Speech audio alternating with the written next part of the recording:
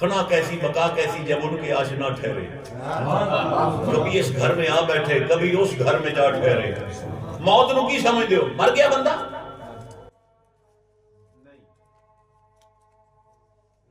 برزخ دی زندگی کدے گئی؟ اللہ نے پورے قرآن میں نے معاہدہ نال کٹ کے بخاوے میں زبان آدھی کٹا دیاں گا۔ اللہ نے یہ تو فرمایا نہیں بھی بندے نے مرنا ہے، وہ فرماتا ہے کل نفس ذائقۃ الموت، صرف موت دا ذائقہ چکھنا ہے، مرنا نہیں ہے بھائی۔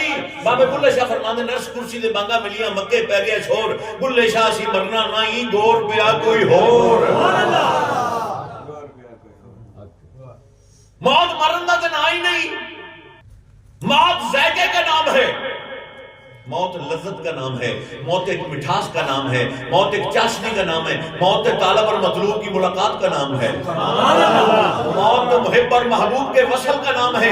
الموت جسر یوصل الحبیب الی الحبیب، فرمایا موت ایک پل ہے جڑی ایک دوست نو دوسرے دوست دے نال ملا دے گی۔ ہن چونکہ ٹائم بڑا شارٹ ہے اس واسطے میں ایک چھوٹی جی مثال عرض کرنا۔ شہنشاہ کلیر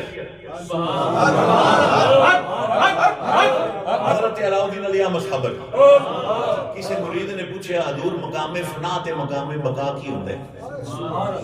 آپ نے فرمایا جدو میرا انتقال ہو جائے نا، میرا جنازہ رکھ دیا جی، پڑھاوے کوئی نہ، ایک نقاب پوش آوے گا وہ میرا آگے جنازہ پڑھاوے گا، جلے پڑھا کے جامن لگے نا اس لیے ان کو پوچھا جی مقام فنا کی تے بقا کی۔ آپ دی وصیت کے مطابق حکم دے مطابق آپ دا جلے وصال ہویا رکھیا گیا، انتظار ہو رہے ہیں، ایک نقاب پوش گھوڑے تے آیا، انہیں آ کے نماز جنازہ پڑھائی، جلے جان لگیا نا تو اس مرید نے بازو تو پڑھ لیا، انہوں نے کہ جناب میرے شیخ نے حکم دیتا سی مقام فنا تے بقا، میں پوچھا سی تو انہوں نے فرمایا سی جنہیں میرا جنازہ کرا، انہوں نے پوچھا جی سرکار تسی جنازہ پڑھایا دسو مقام فنا کیے تے مقام بقا کیے؟ آپ نے جنازے والے اشارہ کیتا، فرمایا او صابر خدا دی رضا من کے مقام فنا اختیار کیتی پہ ہے، توجہ میرے بار رکھا جی، صابر جنازے والے اشارہ کیتا، صابر خدا دی رضا من کے مقام فنا اختیار کیتی پہ ہے، تے چہرے تو نقاب پردہ چکیا، اے مقام بقائی ویکھیا تے صابر خود کھڑے ویکھیا تے علی احمد صابر خود کھڑے سن۔